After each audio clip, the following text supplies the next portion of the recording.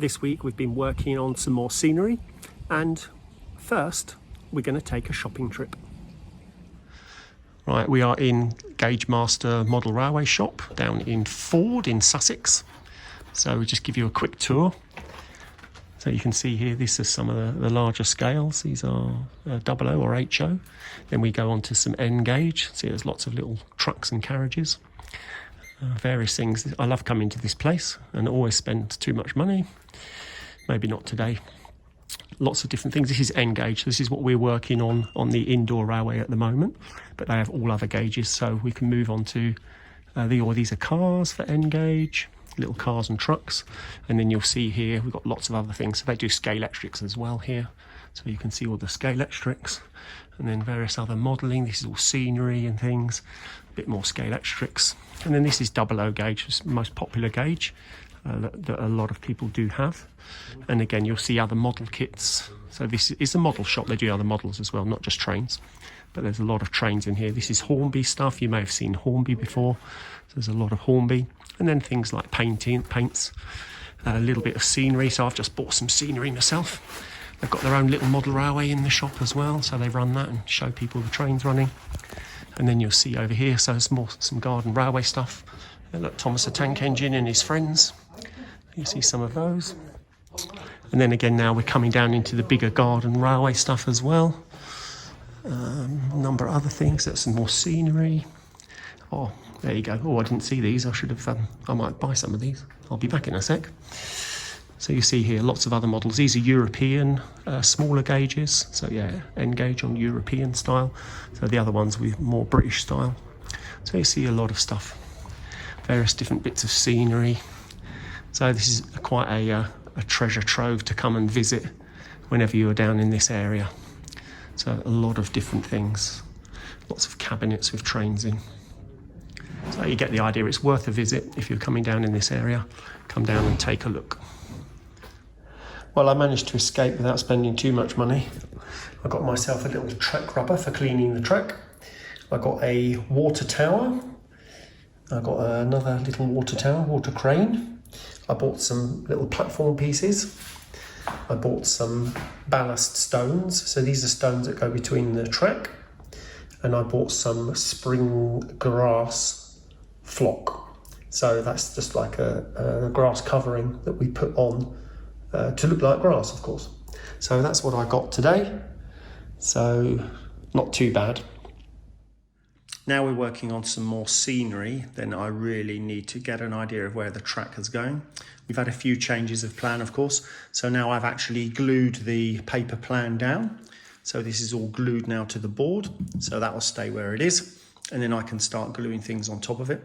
So I know where all the track goes. So I can work out where my mountains are going. So I need a bit of a gap there where that track is going.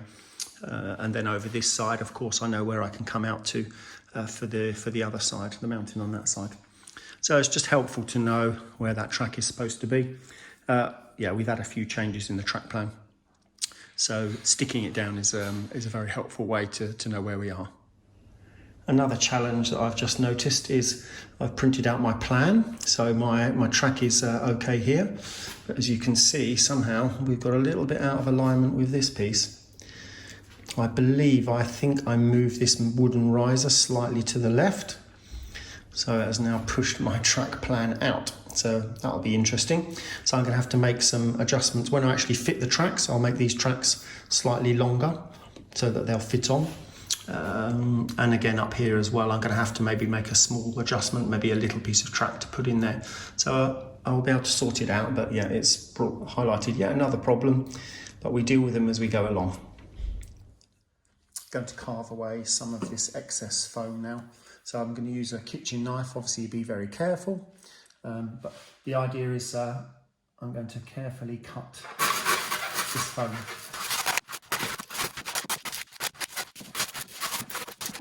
On this section here, it's going to slope down the other way because there's going to be a little embankment. So I need to cut the other direction.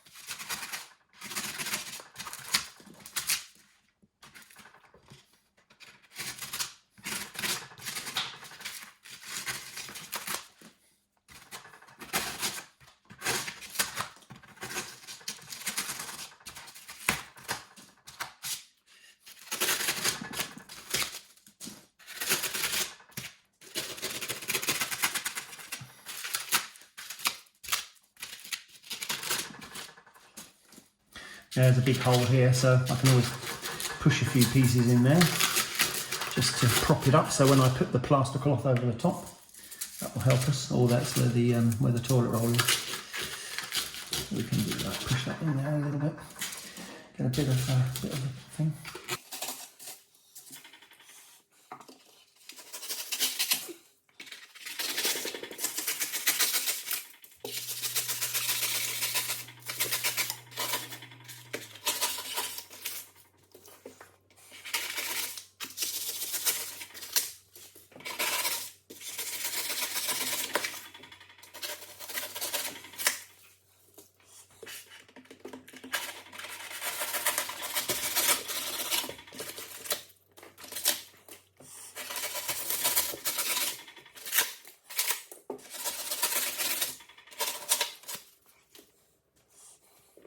I'm going to need some more foam or something. Maybe I can do other things to fill in the gaps here.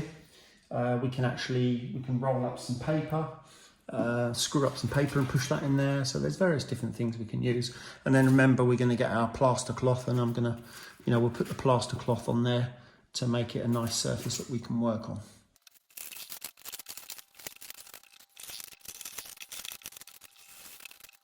Yeah, and then clear up the mess. Another useful tool for model railways is a hoover. Well, another important discovery we've made is something called Powerbase. So this is an interesting concept. So we have some little metal plates that we will use, and we put these metal plates on the track where it's going uphill. So you see they're made or cut so that they can connect into each other. Can you see that? So we'll put those on the hill, going all the way up in all the directions. And then we have some very small, these are magnets. So obviously if it's a magnet, this is a very light steel. So can you see the magnet sticks to the steel? Yeah. So what we do is we put these magnets, two of these magnets, on the bottom of the locomotive, and then as the locomotive goes up the hill, the magnets attract themselves to the metal plates, and that grips harder on the track, so that enables us to pull more carriages up the hill. So where we have a problem on the other side with the bridge going down, I'm going to see if we can make the actual track go a little bit lower, because now I can pull more up the hill by using the Powerbase, the magnets and the metal. So very clever system. Now we have to glue this down, so we'll use the PVA glue. I'll put PVA glue on here, I'll put the plates down, and then we have to put something heavy on top of it just to keep it nice and flat while it dries out. That dries out overnight, and then I can glue the next section. So it will take a few days to glue all of the sections down, but I think it will be worth it. And then the normal track then goes on top of the plates, and we can screw the track down. You see there's little holes also in these plates, so if I need to screw the track down, I can screw it down. Oops, sorry, through the little holes. See, there's some little holes in the plate. So I've got the plates down, I laid them where I want them to go. I need to put a little bit of PVA glue on the plate, just a little tiny little bit, and then we squash the plate down onto the underlay and try not to get too much excess out. I'll worry about the excess in a minute. So yeah, we just keep going on that process until we've got all our bits done. We keep them about one or two, no more than 1 or 2 millimeters apart. Nice and close, so that the magnets get a chance to grab.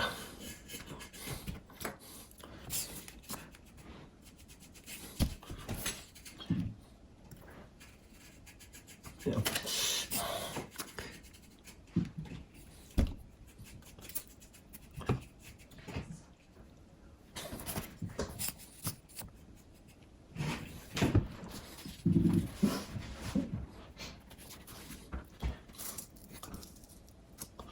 Once they're all glued down, I can then wipe away the excess glue, of which there is a little bit. So being careful not to move the plates too much. So it's hard to get a tiny little bit of glue on the back of these things. They're so thin. Let's get rid of that glue.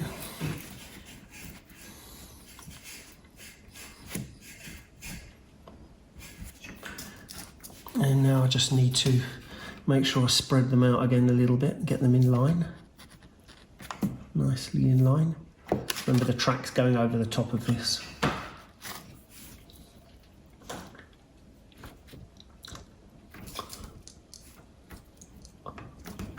Okay, that's not too bad. And then now we take our piece of wood, put that on the top, and then my brick from the garden on the top to weigh him down. Nice and flat. So we'll leave that brick on there for 2 hours, and then we'll come back and it should be nicely glued. I've got my second set of plates on there, all under the weighted brick. So it's a bit late now, so I'm going to finish for the evening. So I've laid down 4 sets of plates, so they'll be dry in a couple of hours, but I'll pull that off in the morning. Well, we've got our first row of Powerbase plates all the way up the hill. So they go all the way up to the top. There is going to be a point halfway up, so I need to sort that out. But I'm hoping that this will give us a good traction up the hill so we can pull those coaches up a lot easier than we did before. Next job to do is to undo this, bring this back up again, and then I can put the power plates on there because I can't get the wood and the brick there because it's lowered down. So I'm going to have to undo that and bring that back up. I've got all my power plates on that inside section as well. So all around here, all of this is now done. At the moment I've got it flat and level, so I'm going to have to unscrew at the bottom and push that down, and then maybe next time or the week after we can actually get some track on it and test it and see how deep we can go so that the train can still be able to go up and down it very easily. I've got some more board to make my hills, so I've cut out my template from my track plan to make it a little bit easier, and I'm going to mark on the board where I need to cut. So just drawing around the track template, and then I shall cut out that piece that's going to go in one of the corners. So there, you can see I've got that. Now the inside piece, that fits nicely in there, so we don't waste too much board either, so that'll fit on there on the inside section. But I'm going to cut the outside one first before we do the inside one.